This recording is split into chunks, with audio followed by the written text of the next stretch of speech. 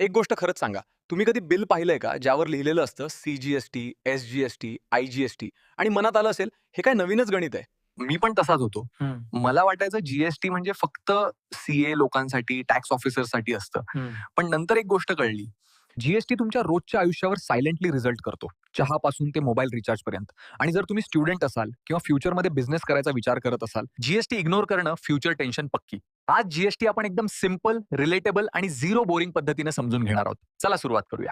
GST म्हणजे goods and services tax. सोप्या शब्दांत सांगायचं तर. अच्छा. एकच टॅक्स जो जवळपास सगळ्या वस्तूंवर आणि सर्व्हिसेसवर लागतो. Mobile, shoes, Netflix, coaching fees सुद्धा. 2017 आधी काय होतं? V A T, service tax, excise, entry tax म्हणजे कन्फ्युजन काय. जसं शाळेत प्रत्येक सब्जेक्टसाठी वेगवेगळा बोर्ड असेल तर खेओस होईल ना, जीएसटीने हाच प्रॉब्लेम सॉल्व्ह केला. जर हा व्हिडिओ थोडासा जरी युजफुल वाटला असेल, लाईक करा, त्या मित्राला शेअर करा जो टॅक्स ऐकून घाबरतो आणि सबस्क्राईब करा